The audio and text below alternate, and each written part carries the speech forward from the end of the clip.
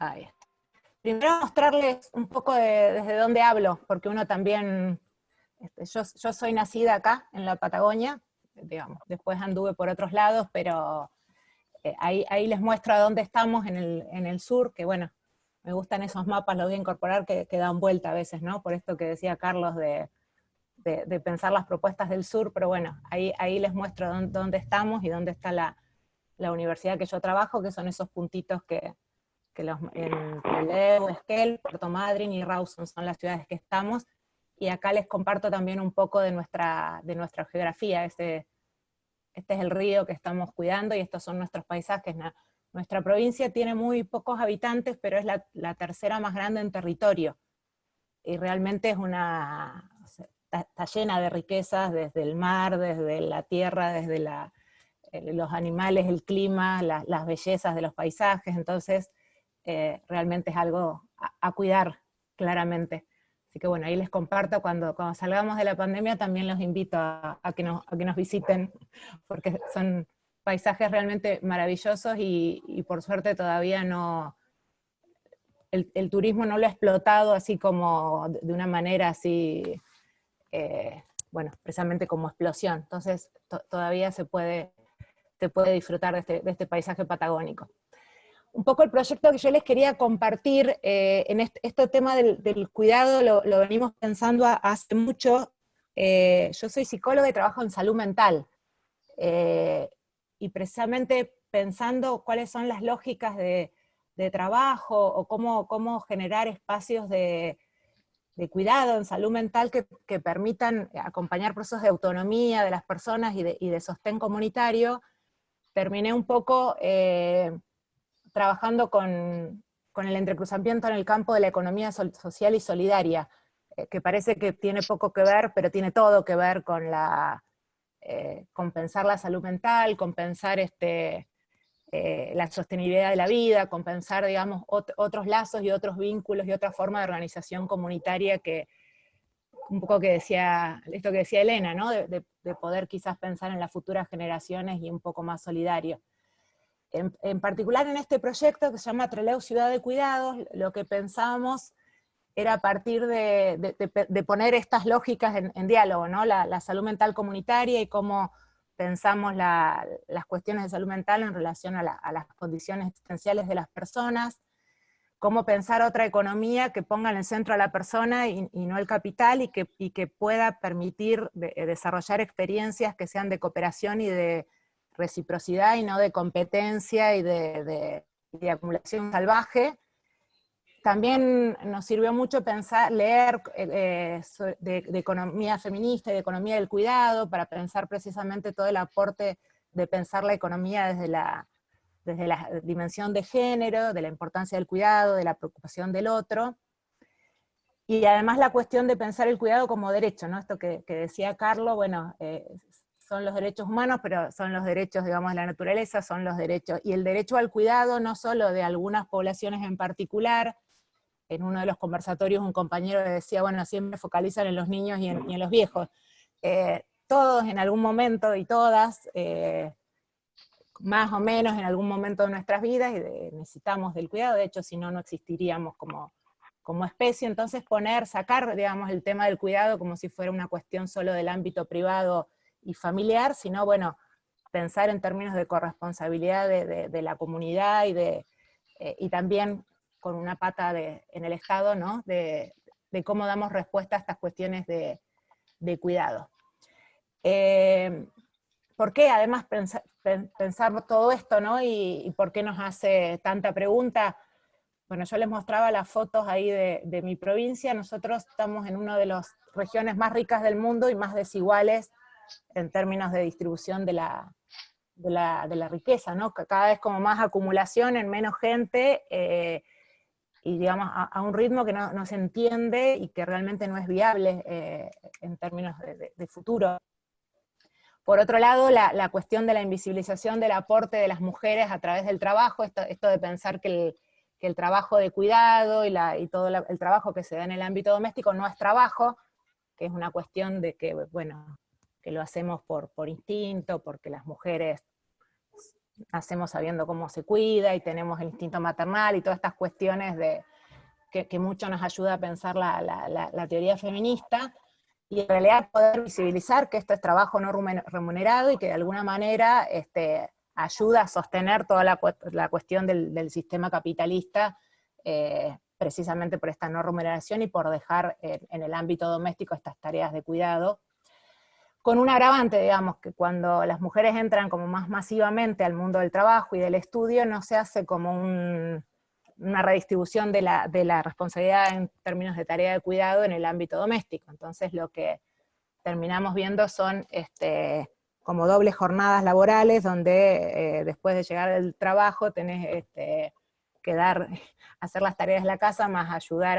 a los chicos con la cuestión del colegio, y esto ahora con la cuestión del COVID se ha visto un montón, sobre todo en compañeras que por ahí trabajan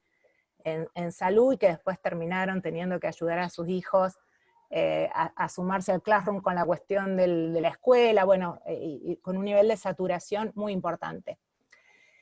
Y por el otro lado, la cuestión de ver en las instituciones que en teoría son de salud o de cuidado a la salud, no solo desde el sistema sanitario, verlas absolutamente estalladas. Entonces, digamos, cómo pensar otras formas de organización, o sea, si las instituciones y las formas organizativas de estas instituciones que en teoría deberían dar respuesta a las necesidades de salud, de cuidado, de integración social o de inclusión social de las personas,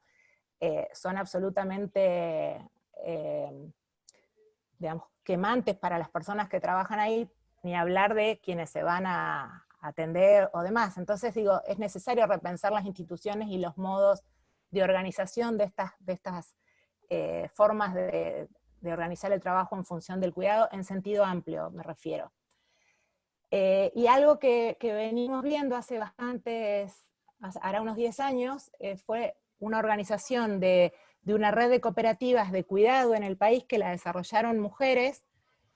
que además la desarrollaron mujeres que se encontraron a partir de cursos para capacitarse como cuidadoras, y que ellas mismas se empezaron a dar cuenta que era mucho más potente el formato cooperativo, como un formato más amigable, y que las cuidaba en términos de cómo ejercer su profesión de cuidadoras, y la verdad que lo hicieron como muy a pulmón, incluso con un marco legal para el armado de cooperativas poco amigable para este tipo de organizaciones, pensado para cooperativas que no tienen nada que ver con este esquema, pero realmente el proceso de crecimiento y de organización que ellas tuvieron, y digo ellas porque la mayoría fueron mujeres, después se agregaron algunos varones, pero fuertemente mujeres fueron quienes desarrollaron, en general jefas de hogar y demás, nos generó como el conocimiento de un antecedente importante para mirar una práctica que tenía muchísimo para enseñarnos. Y la otra experiencia importante fueron las empresas sociales de salud mental, sobre todo por estas cuestiones, ¿no? Dispositivos de inclusión laboral de personas con distintos tipos de desventaja, donde la propia organización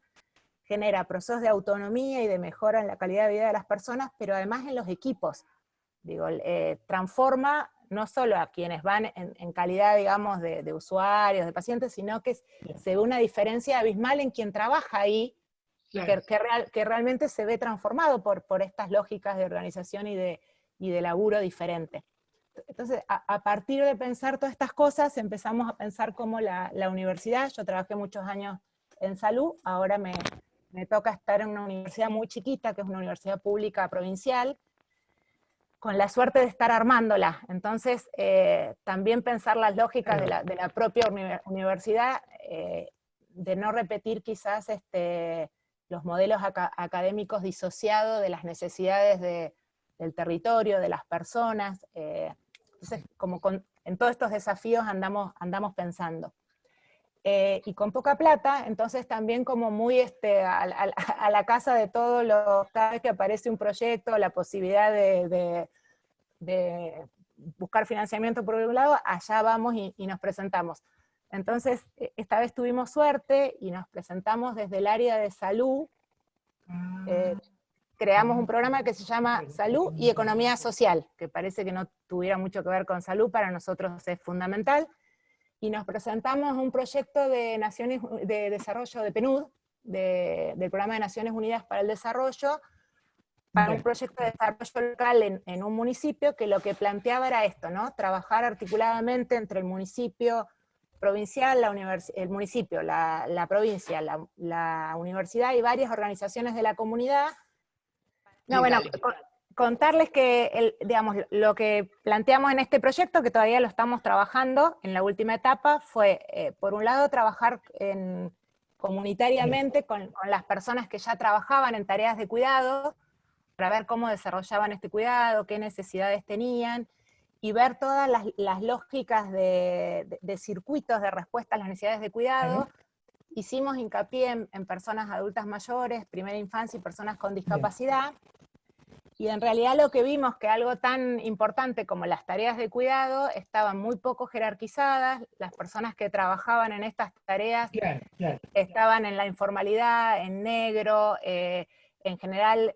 digamos, con condiciones contractuales muy malas, entonces tenían que cuidar a un adulto mayor, pero a su vez hacer las compras, limpiar el patio y de paso cortar el pasto, o sea, con situaciones así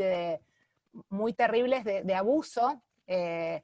A su vez, desde los organismos estatales hay como un financiamiento muy fragmentado, pero que en realidad termina como avalando esta lógica de explotación de las personas que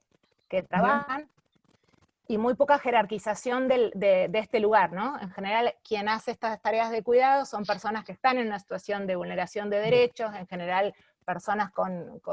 digamos, que pertenecen como a grupos etarios, no grupos etarios, sino a grupos sociales de mayor vulnerabilidad. Entonces lo que nos permitió el proyecto y contar con esta cuestión de financiamiento fue, a partir de este diagnóstico, armar cursos que jerarquizaran y que dieran mayor herramienta a partir de la experiencia que ya tenían estas personas sobre el tema de cuidado, a primera infancia, adultos mayores, y con una cuestión transversal en lo que es género y discapacidad, pero era muy importante que esto fuera gratuito, porque precisamente las personas que ya estaban haciendo estas actividades, si poníamos un arancel, por mínimo que fuera, era probable que generáramos una barrera de accesibilidad. Entonces lo que nos permitió el proyecto fue, digamos, que tuviera accesibilidad a quien quisiera, pero con especial énfasis en quien ya estaba desarrollando estas actividades. Y además de la cuestión del cuidado, le pusimos 2 módulos específicos que tenían que ver con la cuestión asociativa, porque todos los cursos iban como medio que acompañando o promoviendo la cuestión de que quienes se egresaban de los cursos tuvieran como el horizonte, no todos ni obligatoriamente, pero una de las propuestas es que pudieran organizarse con este formato cooperativo que veníamos viendo que había resultado como bastante interesante en otras experiencias de todo el país. Bueno, acá les muestro algunas fotitos, obviamente previo COVID. Terminamos los cursos en marzo, así que estábamos haciendo las prácticas y nos mandaron a aislamiento, pero bueno, la cuestión de los cursos, en la primera foto es todo el tema del diagnóstico participativo, que estuvo súper interesante. Además pudimos hacer después una jornada abierta a la comunidad como para poner también en diálogo esto que habíamos, este diagnóstico comunitario que habíamos hecho. Y en la etapa que estamos ahora, vía Zoom, pero también hacemos encuentros presenciales con todas las medidas de seguridad que nos han enseñado. Estamos acompañando a quienes quisieron y terminaron el curso en esta cuestión de conformarse como cooperativas, con una doble lógica digamos, como cooperativas y como red de cooperativas, porque lo que está en la base es plantear que, aunque sean distintas cooperativas, no para que compitan entre ellas, sino que hay una gran necesidad de personas capacitadas, y además la cuestión cooperativa da como mucha más tranquilidad a quien contrata el servicio, porque vos estás contratando una empresa, hay un contrato, si la persona que cuida a tu hijo o a tu mamá o a tu papá se enferma, ponen a otra cuidadora, están todas inscritas en el Registro Nacional de Cuidadores, hay todo como una seguridad a quien contrata y una seguridad a las propias personas que trabajan, porque no es lo mismo vos solo discutir tu contrato, que la cooperativa, que quien te contrata firma, y digamos, hay todo un respaldo, y que además esto es algo que claramente lo cuentan las personas que que tiene toda una dimensión económica de poder traer tu dinero, pero también no es lo mismo estar en relación de dependencia que ser la dueña, que vos sos socio y sos dueña de tu cooperativa y tomás tus decisiones, y esto también genera esto que les contaba de un crecimiento también personal como interesante. En este momento estamos trabajando con las distintas organizaciones, para que además esto se visibilice, digo, para que la cuestión de la economía social no sea una economía marginal y de pobres. Entonces estamos trabajando con el Consejo Deliberante para que, de hecho, bueno, ya está presentada una ordenanza municipal para que declare de interés el tema del cuidado, para que genere ventajas para el trabajo en estos formatos. Entonces, bueno, acompañar también desde una lógica claro, exactamente, de una cogestión asociada. Hay una responsabilidad del Estado y hay una responsabilidad de las cooperativas, pero tiene que funcionar esta cuestión de la red, así que estamos como, ya hay dos, una cooperativa ya se constituyó, hay dos que ya hicieron su asamblea constitutiva, hay una que viene como con otro tiempo, y por supuesto se acompaña y se respeta los tiempos de cada grupo, pero ya digamos también a nivel comunitario, la verdad que hace falta, esto también producto del COVID, la cuestión del cuidado ha quedado como muy puesto en la agenda pública, entonces se ha visibilizado fuertemente el proyecto, y también incluso como el modelo de trabajo aparece como interesante para pensar el lugar en cual la propia universidad puede seguir acompañando y seguir apoyando desde lo que le corresponde. El otro día una de las compañeras que está formando como cooperativa nos preguntaba, insistía mucho en cuál era el lugar del municipio y cuál era el lugar de la universidad. Insistía mucho, hasta que entendimos que lo que ella preguntaba era si iba a depender la cooperativa de la universidad, o si iba a depender, como si íbamos a ser los jefes. Y la tranquilidad que le dio cuando dijimos, no, o sea, nosotros apoyamos,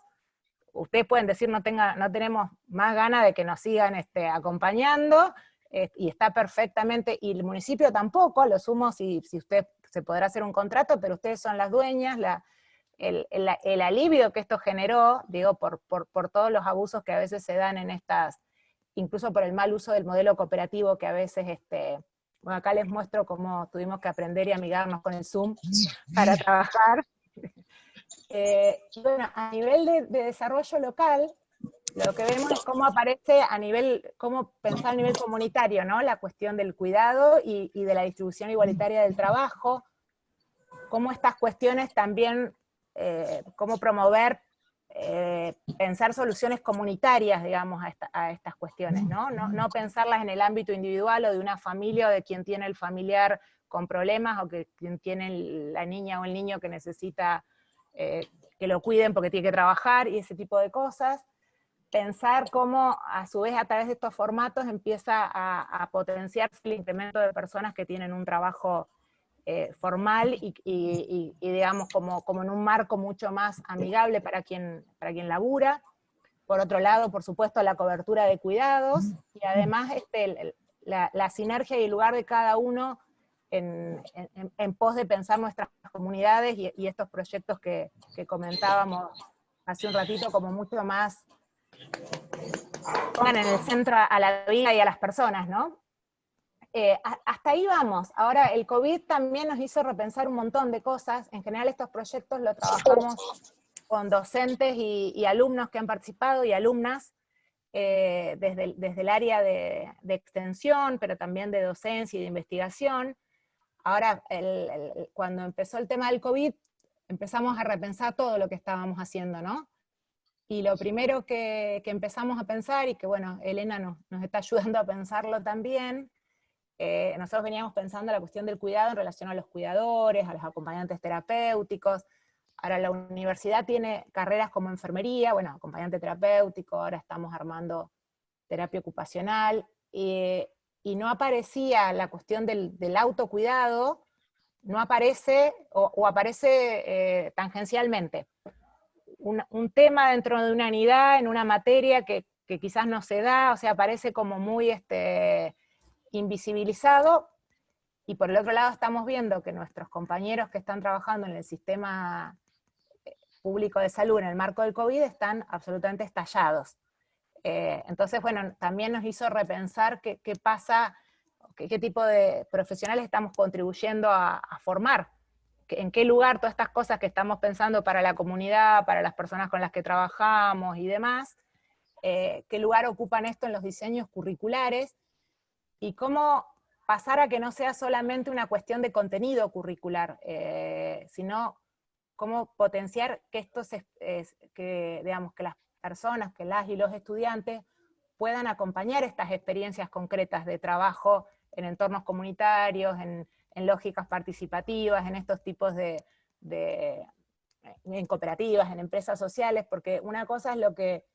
se pueda contar y decir, y otra cosa es, digamos, sumergirse en la experiencia, vivenciarla, poder repensar lo que estás estudiando a partir de la vivencia. Nos pasa mucho que las y los estudiantes que se reciben de enfermeros y van a trabajar al sistema, lo primero que te devuelven es que un montón de las cosas que estudiaron no las pueden aplicar, que el sistema es distinto, que la lógica institucional es distinta. Entonces, bueno,